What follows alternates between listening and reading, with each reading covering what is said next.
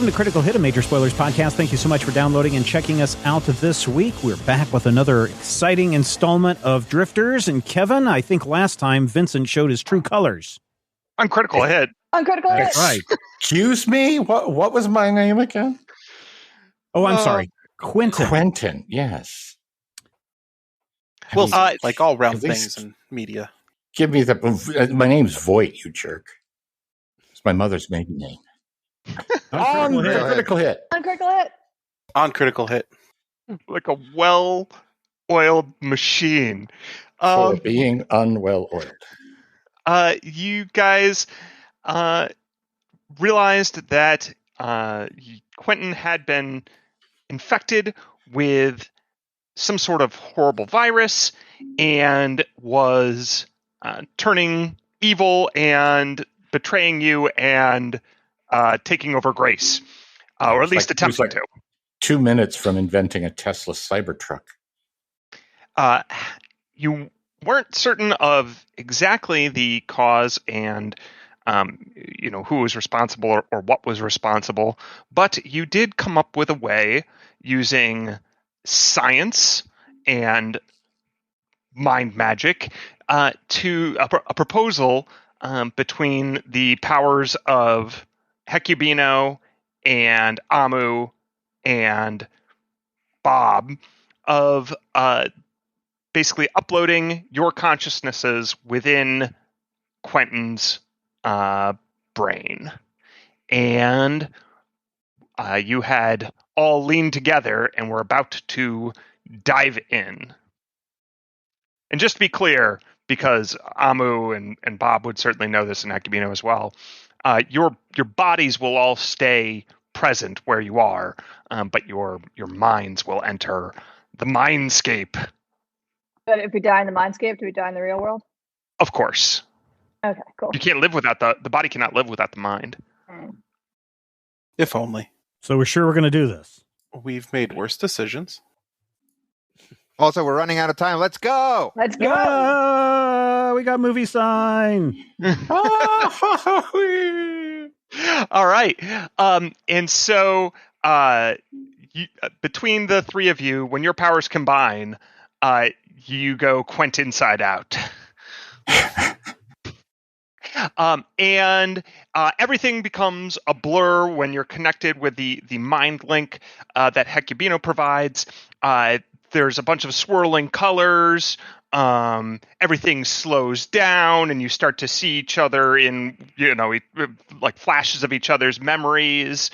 But overwhelmingly, all of those things seem to form like a tunnel that you're all zooming around in, like a trippy centripetal force machine in a Quentin-inspired deranged circus, as you feel like you're flying in this memory device until you land inside a vast metallic gleaming landscape.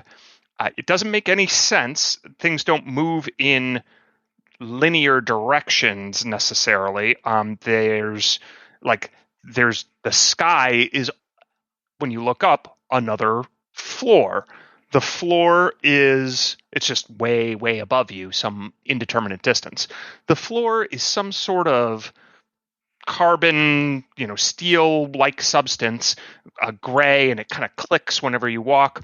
There's light rails everywhere that are all sorts of different colors, like blue and green and pink, and things are zipping around on them, making right turns for no reason, going at impossible angles.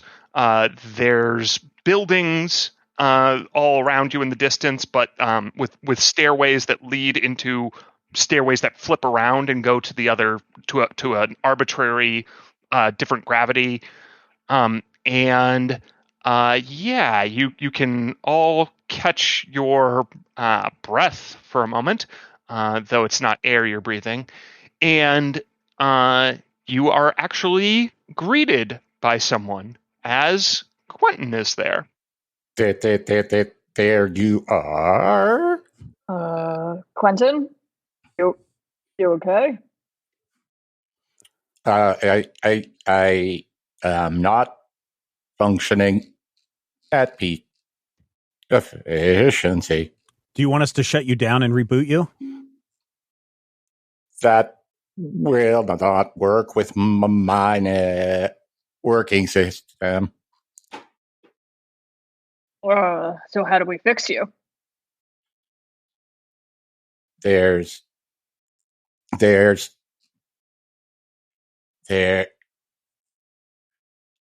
access subroutine. I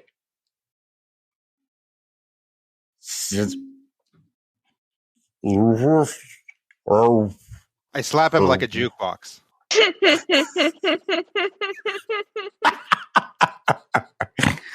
Would you say that's more of a computer's role or a psychic role?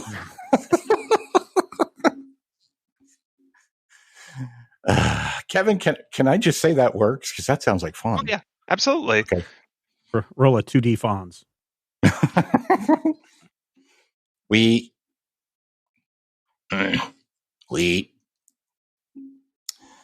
must access the Pat. Disengage. The slap really took it out of him, but believe it or not, he's still coming around, and his vocal systems are coming back online, so that we don't have to listen to that all night. Vocal processing reset. Thank you, Hecubino. That was unexpectedly helpful. Oh, sure. I got one for each of you. The patch that I uploaded has corrupted my central processing system and is currently rewriting my memory banks and all personality subsystems. 30 to 50% of my modes are compromised. I suppose you can't restart from an earlier state? Not with this particular patch. Well, since we're in your cyberscape, do you know where we need to go to remove the patch? My central processing unit.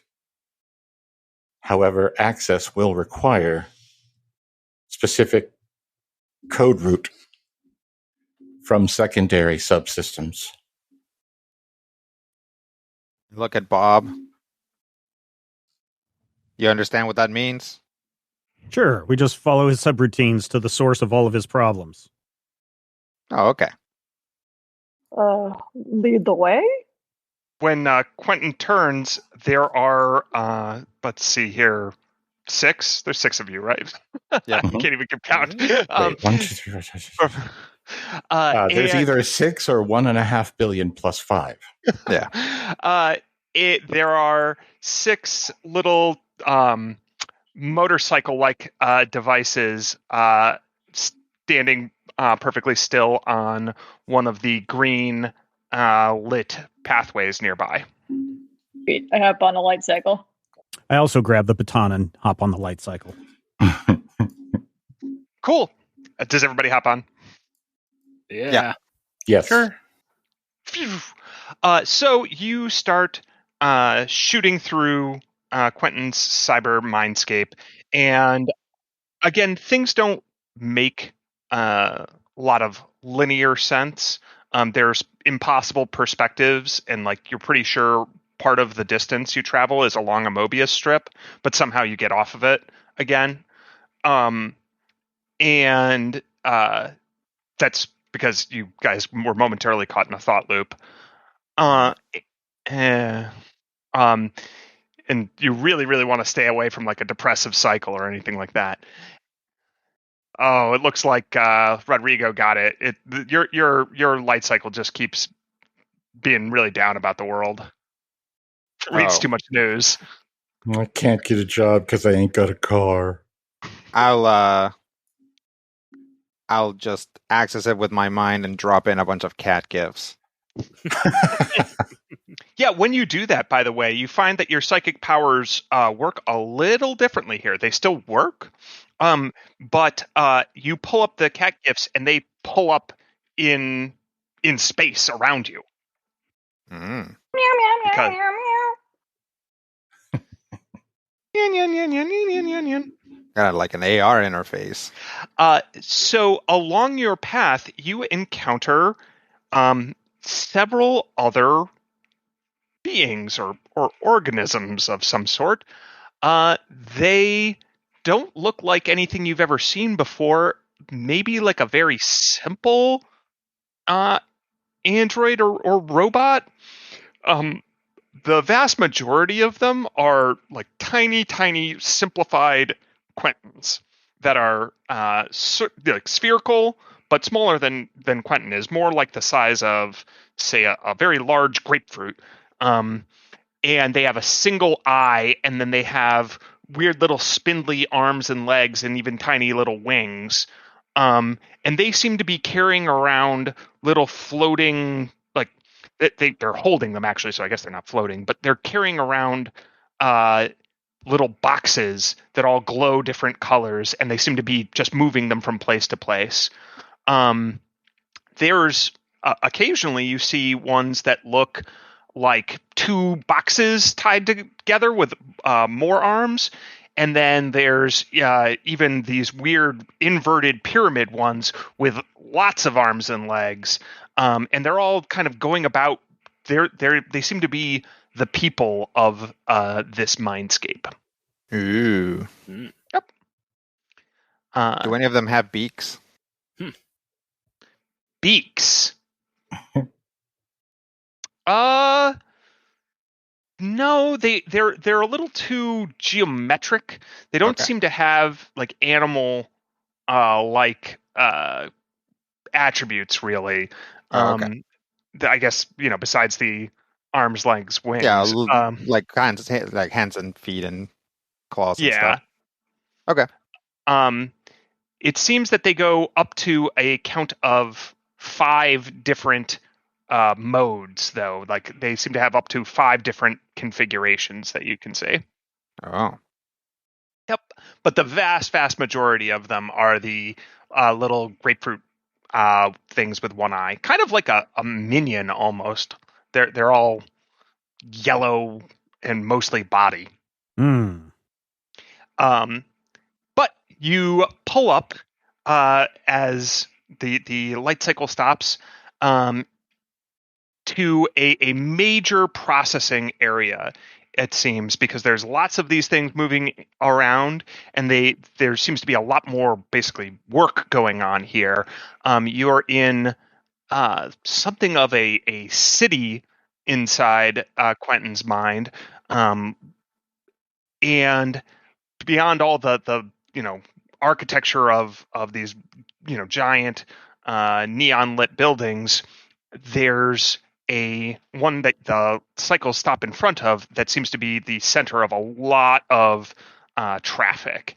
And outside in neon pink lighting, it says Quentin's Quacks Comedy Club. This looks like a very dangerous place. We need to be careful. Is this building usually here? I don't know how to answer that. That's fair. Yeah, I don't really know how my sense of humor would manifest if you were in my head. I think the presence of multiple minds within my mind is causing some sort of compromise. Yeah, that Something makes sense. that all of us will be able to recognize. Yeah, I will. Is there like a line going into the comedy club? Absolutely. Okay. I'm going to try to claim VIP status and float to the front of the line. Yeah, you get waved right in. I know that guy. I think you are that I guy. hope so. The bouncer's a friend of mine. Can you get everyone in? The bouncer is one of the inverted pyramid ones with 6 legs and 3 arms that each hold little spears. They're vibro spears, naturally. Well, Right. certainly everything vibrates. Were you saying you were trying to follow him, Venki? Yeah. Yeah, we'll go in. They are with me. And the thing looks at you with three eyes, and it scans you each, and its pyramid kind of twists about in place. It has one eye per facing side because it's not really a pyramid; it only has three sides. And it says, "All right, but you know the rules." What are the rules? Of course we know the rules, but just to check out, you know the rules. What are the rules? Wait a minute. Do you belong here? Yeah. We're just very advanced subroutines. You can barely see our polygons. All right, then. Well, good luck. Or break a leg. Waka waka. And it gestures you in with one of its vibrospheres, keeping the rest of the little spheres out of the club. Inside is a dimly lit, kind of classic, fairly dingy, old school comedy club. The place seems to be doing a brisk business. Lots of the little spheres are moving in and dropping off their packages. Either they're like little boxes at the bar, and then a bunch of them are kind of standing around or sitting in chairs and stuff like that, watching the show. As there is one of the kind of most advanced ones, which looks like somewhere between a five-legged squid and a pentagon, that is on stage, and it seems to be performing. Hey, you guys!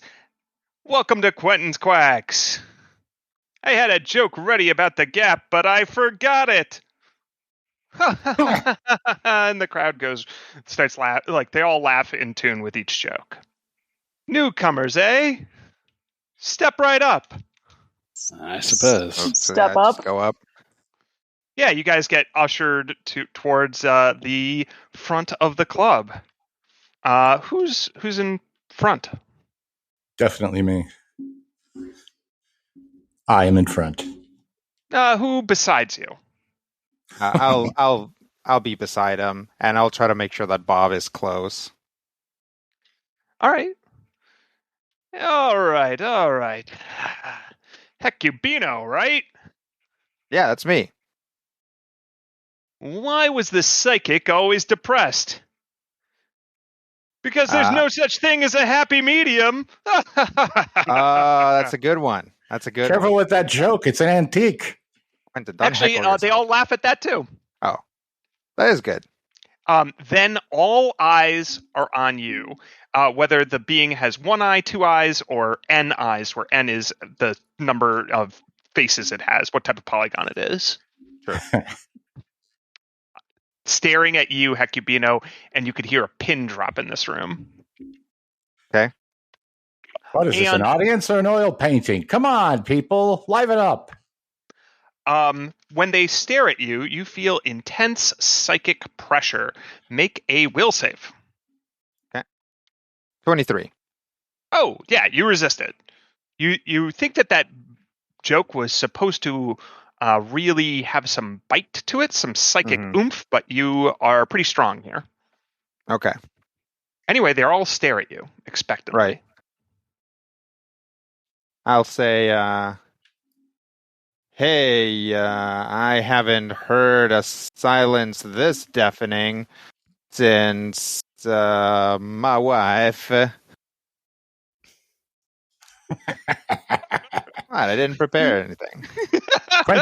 Quentin pipes in some canned laughter. Nice. All right. So there, one of the guys coughs in the background. Nice try. And one of the two-headed ones zaps you with a laser stick. Ow. Take 4 damage. Okay. All right, who's next? And the five-headed one, or the five-eyed giant squid pentagon one, stares at the lot of you. Okay. Stop me if I fight this one, all right? What do you call it when your mom's mom is on your speed dial? Instagram! Oh.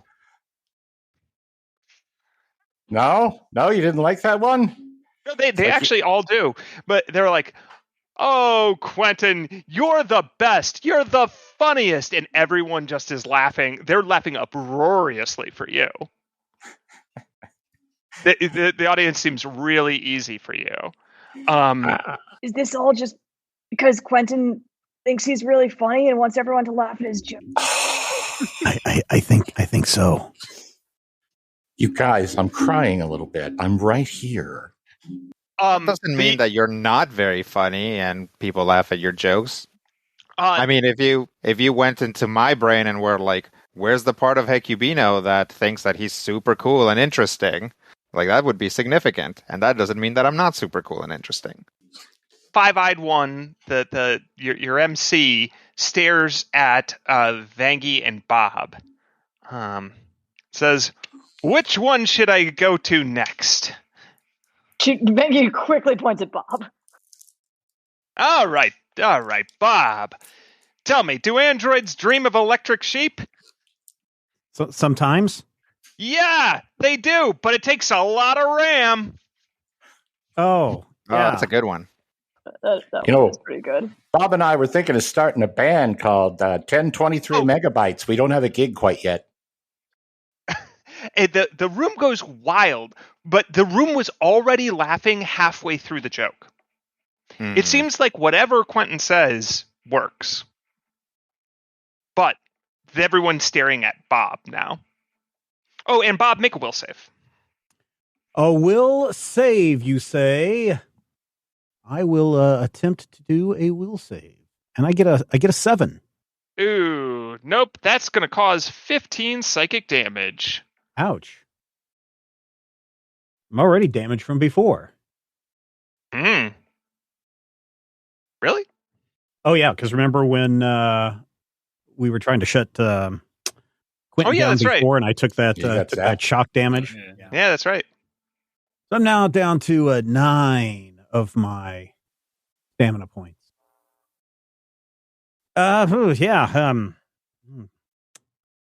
Great place you guys have here. I'm a little full right now, but I could use a little bite. Yeah, they particularly all the sphere ones really like that. So the laughter is a little higher pitched because they just get a kick out of it. And then they point to their little boxes and they point to you and they're like, ah, ha, ha, ha, ha. Right on, my dudes. You can't overthrow your oppressors. Who's next? All right, you guys seem like an easy crowd. How do you greet an Etten? Hello.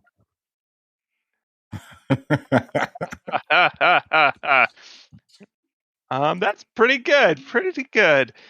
Did you hear about the Vesk tattoo artist who had trouble fitting designs on their customers?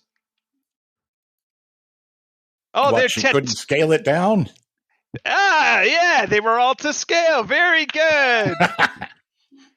Now, did I tell you the one about the computer what got drunk? It took all screenshots. Oh man. All right. So because you started it, it seems like you don't feel that psychic pressure, Vangie. Oh, cool. Did Bob taking that damage look like anything? That's a good question. Yeah, it probably would. When they focused all on him, he was zapped by like the lights in the building, kind of like a bug zapper. Did the lightning bolt fork and hit him in both eyes and go, yeah. Oh yeah, this place seems to be pretty zany. It doesn't seem to to make a whole lot of sense. Mm. Well, as fun as this is, we're trying to help Bob out. Do you have any tips? She'll I don't know, go like I'm sure, is there like a tip jar like for like the comedians or something? They actually nope, they just are doing this seems to be a place where they are congregating and dropping off these pieces of these boxes, whatever they are. And then they sit and watch for a little while, and then they continue on with whatever it is they're doing. So the bar seems to be the place where all of this traffic is congregating. Yeah.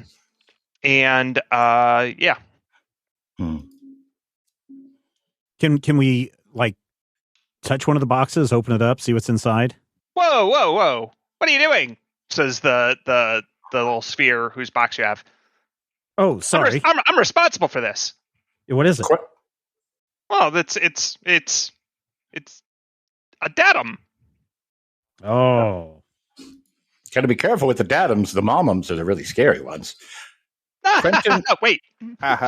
Quentin jumps up on stage and tries to distract all of the creatures. Well, this. All right, yeah. Go ahead and give me a bluff check. Bluff check. Oh, I'm good at those. If I can remember where I put my character sheet. While you're like, wait a minute, I'd be really good at this if I knew where my character sheet was. The one on stage says, you know the old Riccrici saying about friends. Keep your friends close and anemones closer. Yeah, that's good. We've never said that. Make a will save, Amu. Maybe you should start. Keeping anemones close would be a bad plan. They're poisonous. Well, sort of. 19. Oh, good enough. You resist. And actually, I'm going to say that when the lights zapped Bob, it looked for a moment like a ram charged him out of electricity. It's really charged. He was mega bitten. Yep, by a charger. Anyway, and for a moment, a electricity anemone encircles Amu, but he fights it off with his mind. You were distracting them? Mm-hmm. What was that bluff check? That was something I hadn't rolled yet, because you were like, don't roll yet. And so I was waiting, and now I'm going to roll it. And you're going to be like, hey, that's impressive. And I'm going to be like, yeah. 31. That actually is impressive. Man, yeah, I was hoping for a nat one. Hey. Either way I am sitting here, and I am gracefully accepting all of this not entirely friendly ribbing of my sense of humor. Okay, so I roll a 30. I'm hurt. I'm going to cry. No, not really.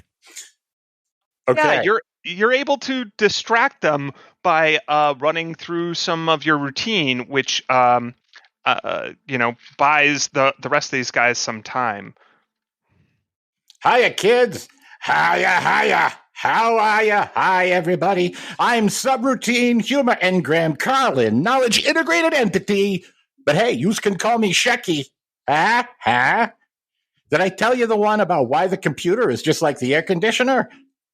Because they're both useless if you open windows. Wow.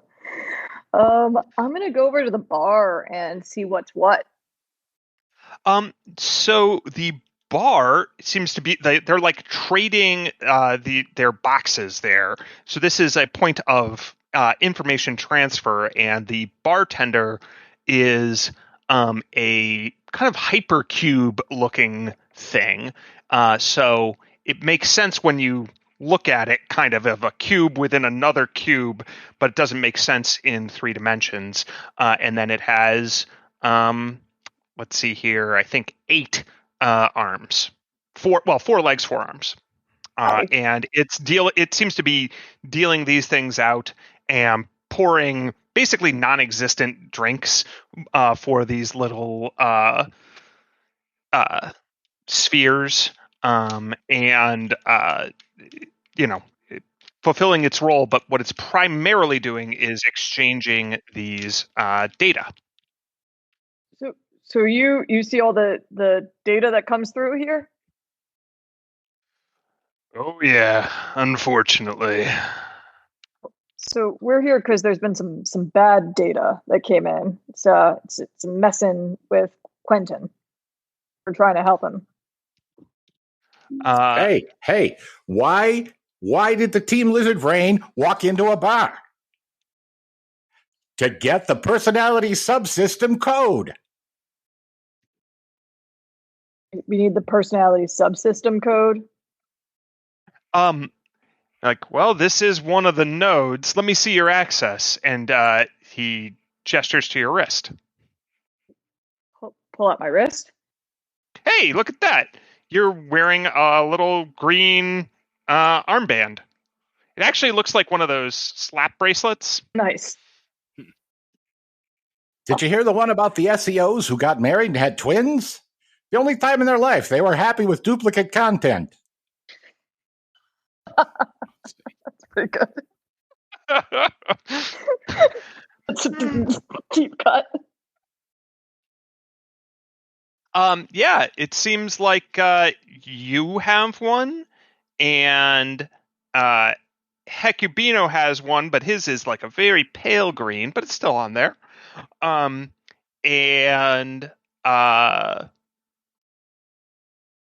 Bob has one.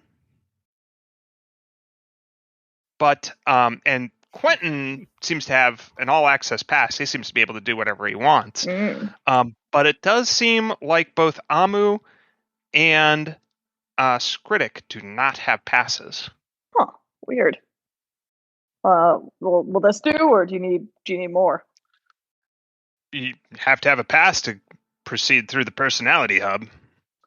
Oh yeah, that's this, right? Yeah. Gotcha. I wonder why they don't. Is there a place that we can get replacement passes?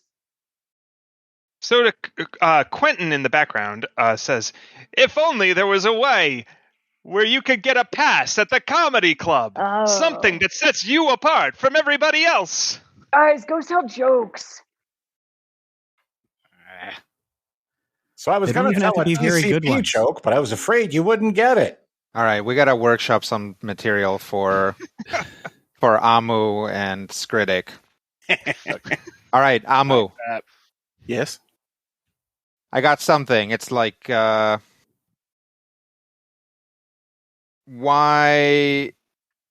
did I put some ice cream on a computer? Because I wanted it a la modem. Is that anything? The band on Hecubino's arm just goes, he gets a second band. Oh, no. Well, did you hear about the shrimp that got hit by a train? He was road krill.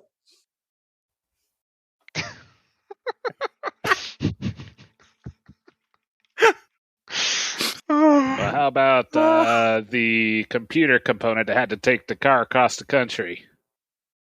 I heard it was a hard drive. A band appears on Skritic's arm. Yeah, like that. All right, Amu, you try one. So this paramecium and an amoeba are walking down the street. The amoeba says, "How are you even doing that?" He's like, "Well, that's a silly question." Amu, he has to. Amu. A subroutine walks into a bar. Ouch. Another band appears on Bob's wrist, and everybody laughs. The five the squid pentagon one, he definitely has a hard time. He won't interrupt Quentin, but when there's a moment, he does chime in. He's like, "Where do mice and rats go to get drinks? At a squeakeasy." Why did the bacteria cross the microscope? To get to the other slide. Oh. to get to the. It's very. Is this thing on? It's very meta that like Quentin will like even interrupt the game master. He's trying to run the game. Like, we are very much just like inside, just all the way inside. Yep. Um, You got one, Amu? All right, It occurs I don't to you know guys. that Amu understands this.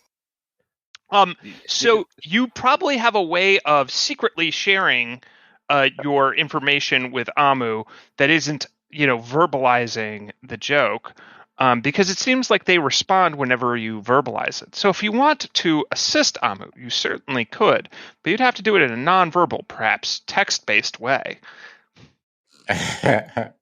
All right, Quentin is going to assist Amu. Quentin is going to try really hard to assist Amu. And I'm going to do this in an assisting way. Okay. Okay. Assisting in the way.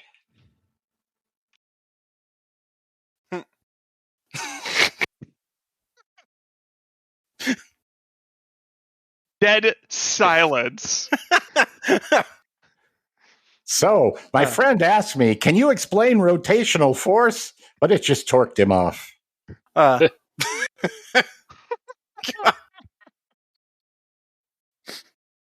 do we have Rob needs the imaginary jokes to comms stop here? for like 10 seconds so he can actually like bring in and read what Matthew sent. Because this is my sense of humor, and the only reason I haven't been dying is because it was on mute for most of this. A priest, a rabbi, the Mars rover, a horse, and 3 blonde aliens walk into a bar. Bartender says, what is this, some kind of joke? Biology? The only study in the world that thinks division and multiplication are the same thing. It's an Amu joke! Yes! Amu joke. An Amu joke. And Lord. a band appears around Amu's part. A part of Amu. He doesn't have wrists. Yeah. What? Flagellum, we hardly know him. So it occurs to you, you're all ready, and the bartender will let you kind of backstage if you want. But Quentin's having the time of his life on stage and doesn't seem to be paying any attention to you. Everybody's laughing, and he's the star of the show. Hey, I'll that's move another meta everybody. statement. I'll move everybody along, but I'll go back and get Quentin and be like, "Hey, bud, we got to get to this this thing that's happening to you." All right. So what did the computer cop say to the telephone? Just the facts, man. Just the facts. You've been a beautiful audience because you're basically me. Thank you, everybody. And remember, wherever you go, error 404. We love you, Quentin. Woo! All right. So you are admitted backstage by the bartender, and you, as soon as you you can still hear the sounds of laughter and the jokes from the Squid Pentagon continuing, but once you go backstage, you can kind of see behind. It's like everything. The walls here are incredibly thin, and they're all one-way mirrors. You can actually still see the audience slightly through like a vague haze, but you're beyond them. And when you turn, you can now see kind of through the cityscape, and off in the distance there is a glowing red tower. It dwarfs everything else, and it kind of eventually links back up to the other side, the sky floor. So it's a pillar technically, because it connects in both directions. And it's just coruscating with fiery energy, actually. It doesn't seem to be like anything else here, though the pillar itself, like the actual architecture of it, seems to fit, but the energy surrounding it doesn't. Is that something? Is that anything important? Yep. That's central processing. All right. Only a matter of time before they start coming here. Who starts coming here? Wait, who's talking? That's the bartender. Oh. Well, all data has to flow through central processing eventually. Makes sense. So should we head there and try to head it off? Oh, you can't get there from here.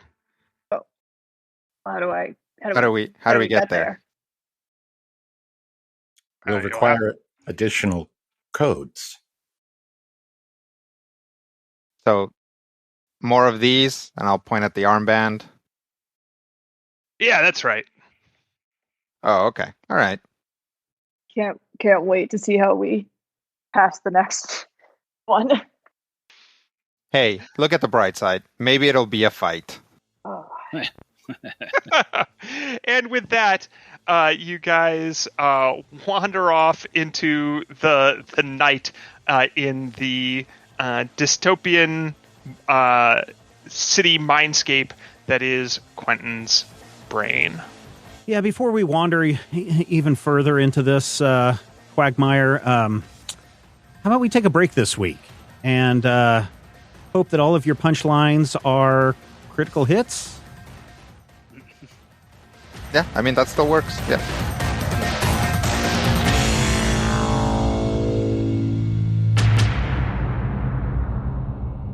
This podcast is copyright 2022 by Major Spoilers Entertainment, LLC.